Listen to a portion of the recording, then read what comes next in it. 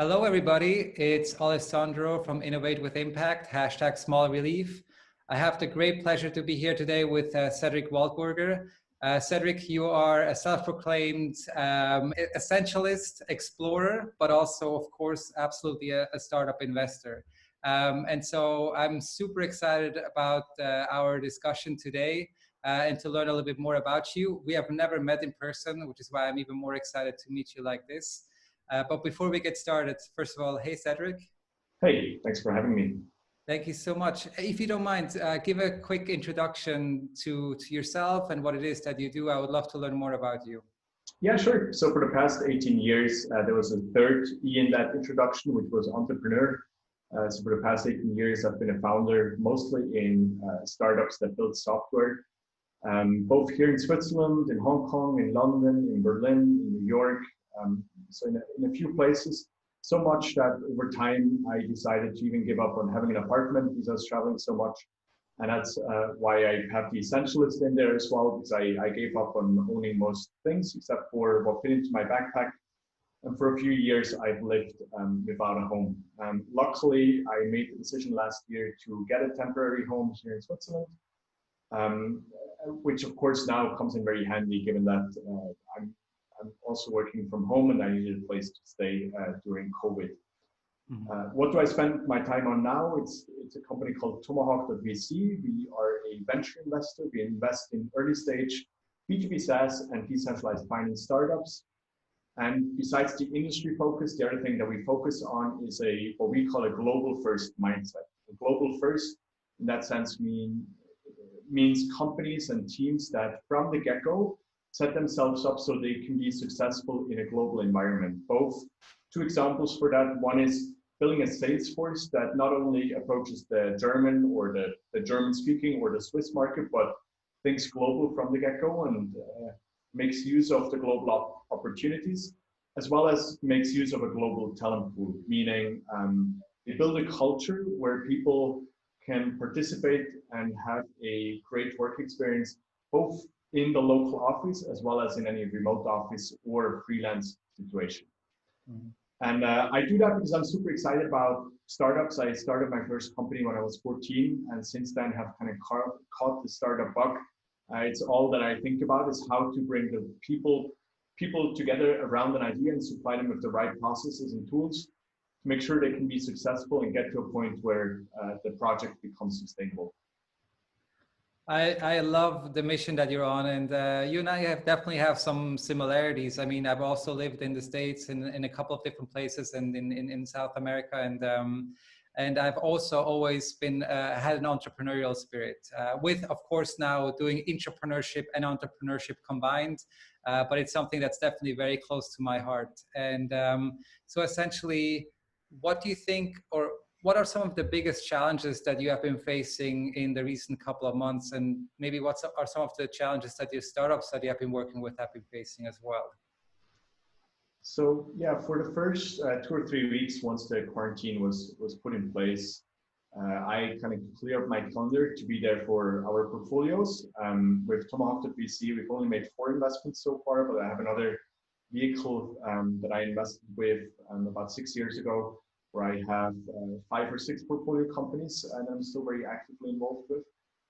So I cleared the calendar for those first few weeks and I got in touch with all the founders and tried to figure out how I can be helpful.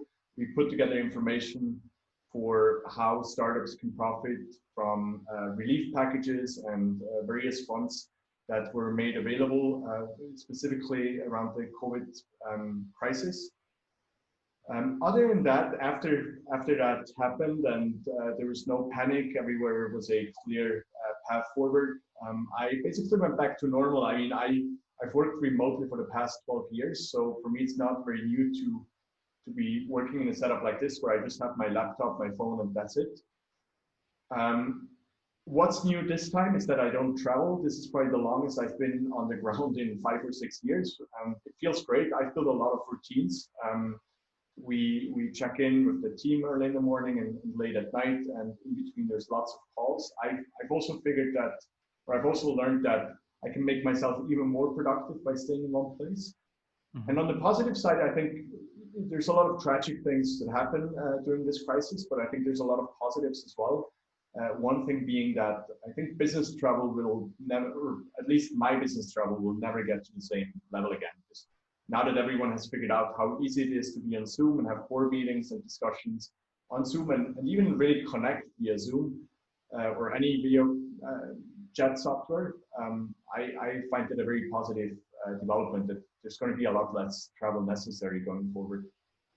Which I think is also going to be great for the environment. So kind of like the circle comes a little bit to a close, at least. I couldn't agree more with you. You know, it's definitely a very challenging time for this planet and, you know, for everybody involved. And of course, some are struggling more and some are struggling less. But in the end, you know, we're all in this kind of together, right? And it's about figuring it out. And I keep hearing the same thing as well. I think in essence, this has really given a push to digitalization and has forced us to, you know, think in different ways and not maybe, you know, jump on the plane every single time there's an opportunity, well, because it simply was not possible. But I'm hoping also it will have a lasting effect. And let's be honest, I mean, you mentioned it also, it's for productivity. It's, you know, I think I'm very productive this way as well. I mean, what I'm missing a little bit is the personal interaction. So the connection actually, you know, hugging somebody.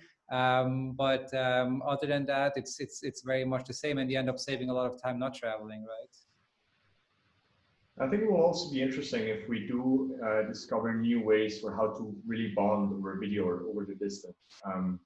One experiment or one thing that I do with my team is we every week or sometimes every 2 weeks, we add about 30 minutes to the end of our weekly call.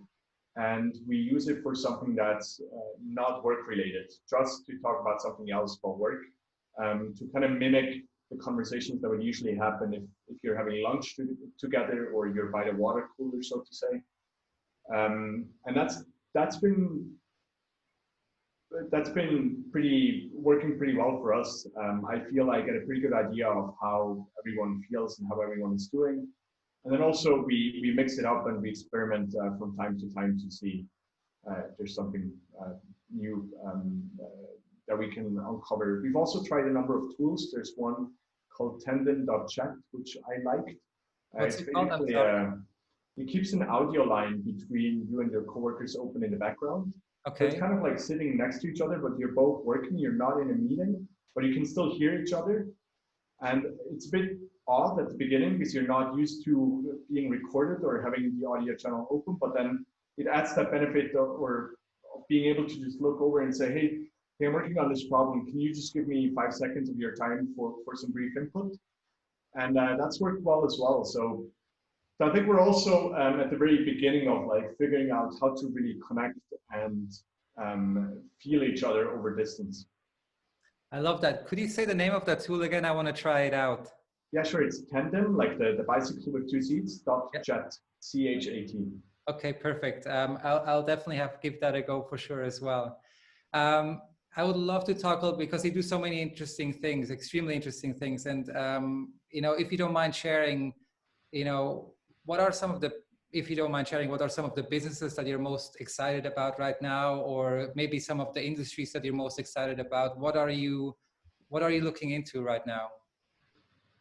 Yeah, so I invest in 2 categories now, B2B Saas, meaning software in a subscription model, and decentralized finance, meaning very often that's blockchain-based companies.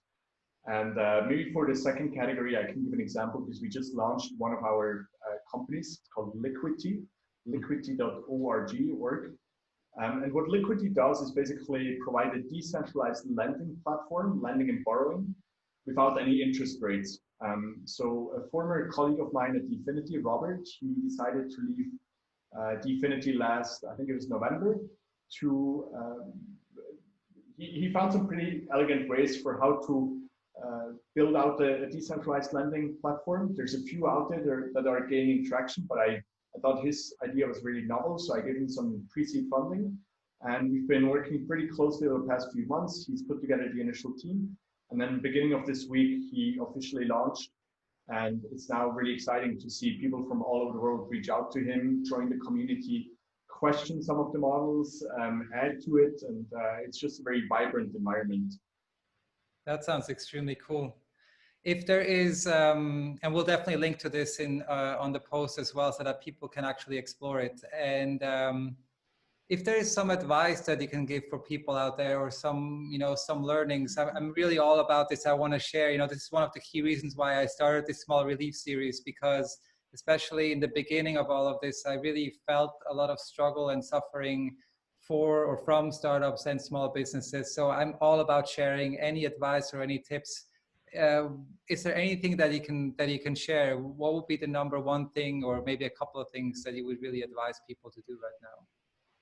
I mean, the number one thing is, it might sound very high level, but I'll give you an example how we applied it. I think see it as a challenge rather than a problem.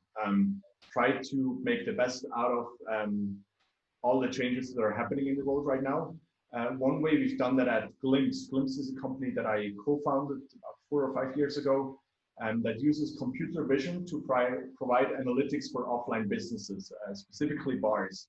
Mm-hmm. Now, if all the bars are closed in the US, no one needs analytics. And so all our customers basically from one day to the other went down to zero in revenue, which obviously is a big problem for the company. But instead of being frustrated and sad about that development, we saw it as a great way to really make not just one step forward, but several steps forward on the product development front.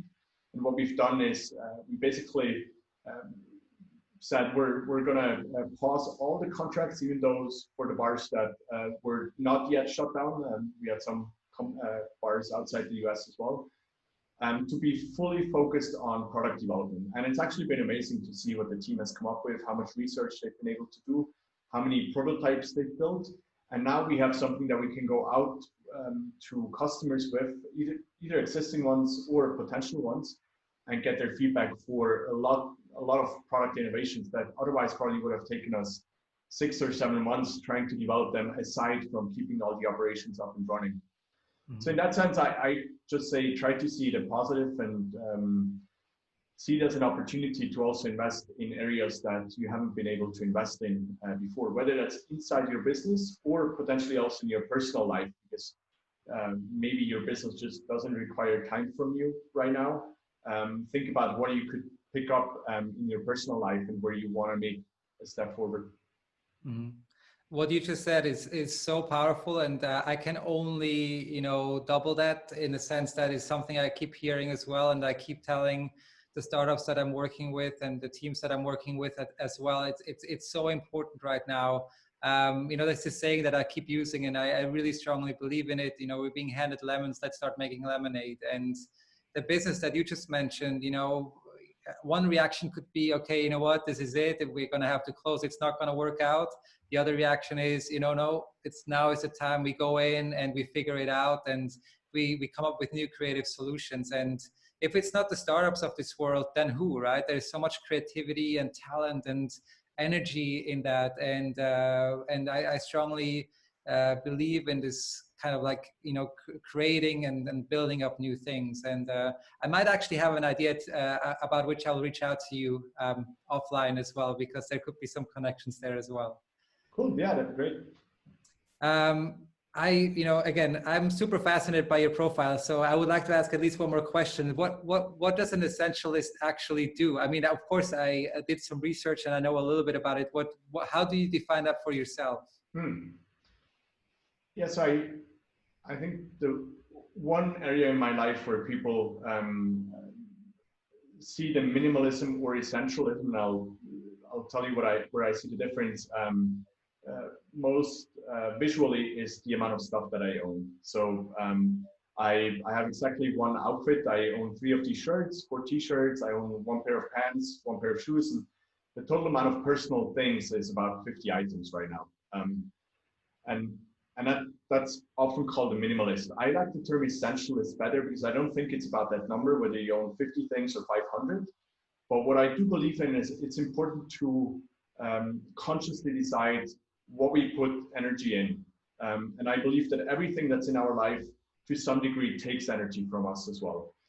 Be it relationships, or just a car that I need to maintain, or different places around the world, and all this stuff needs some time and energy from us.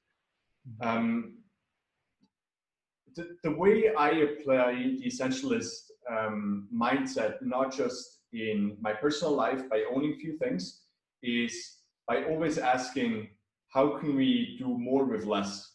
What that means, my personal experience is that the number one reason why startups fail is because founders become too opportunistic.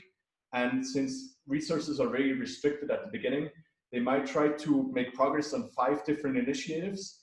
In the process, they end up only making 20% process per initiative, where they could have done 100%, and in the end, they're going to be overtaken by someone else, or they spend all their they spread out their precious resources too thinly in order to really get a step forward. So one question that I often ask in my role as an investor or board member or whatever it may be is often, if you can only do one thing for the next 30 days, for the next week, for the next 6 months, what is it going to be? What's the number one thing you want to focus on? And then if you have an answer for that, especially if there's an intuitive, quick answer, I try to question, why would you do anything else but that? And then usually we end up in a place where the vision becomes a lot more clear for where do we put our resources and what do we expect from it. So that's just one way, but I think in general it just means be conscious of who you spend time with, where you spend your time on, where you spend your resources, of which time obviously is the most expensive one. And then make conscious decisions about, after going through these thoughts, make conscious decisions and be strict and decide what you are going to spend time with.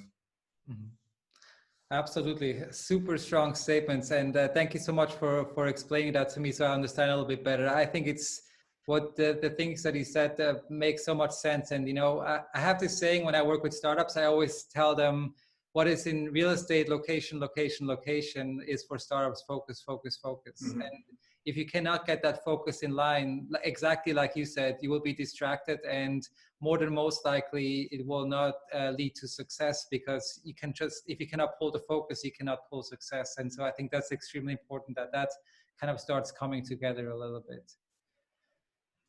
That leads me to my last question. I mean, you know, around the globe now, they are starting to open up, some more, some less. Some are, you know, still having tremendous issues. But, you know, what's the first thing that you're going to be doing? I mean, you said, you know, you used to travel so much. Now you see that changing a little bit. What's the first thing you're going to be doing once you really get out of this lockdown situation? So I think apart from probably meeting a few friends in person that I haven't met for 7-8 weeks now, not too much is going to change for me, because as I said, like I'm kind of used to this. This is my work setup anyway. I don't usually go to an office. One thing that I'm still struggling with, or one thing that I'm still experimenting with, is that especially this week, like my calendar was so full with meetings. I think the flip side of being able to be so productive and fit 10, 12, 14 meetings into one single day was that I also felt a bit worn out or too reactive instead of being proactive. So one thing I actually implemented for next week is I canceled all my meetings. I kept the week completely open to just think and create for a week. And again, like I think it's all about how can I make the most out of this current situation? For me, it's not so much about being able to go outside again or meet with people again, because most of my meetings happen like this, but just how do I best set myself up to be productive and happy at the same time. So kind of like this exploration versus exploitation kind of a scenario, at least for next week. That's very cool. Well, listen, thank you so much again, Cédric. I really appreciate the fact that you took the time and that you shared your thoughts and your advice. And to anybody out there watching this video, I can only highly recommend to reach out to check out your profile and also check out Tomahawk.VC. I'm really impressed by what it is that you guys are doing. And I for once hope that once this whole situation clears up and we are roaming more freely again, that maybe you and I get to meet up in person and actually get to talk just like that. Yeah, definitely. Cool. Thanks for having me. Thank you so much. Talk to you soon. Cheers. Ciao.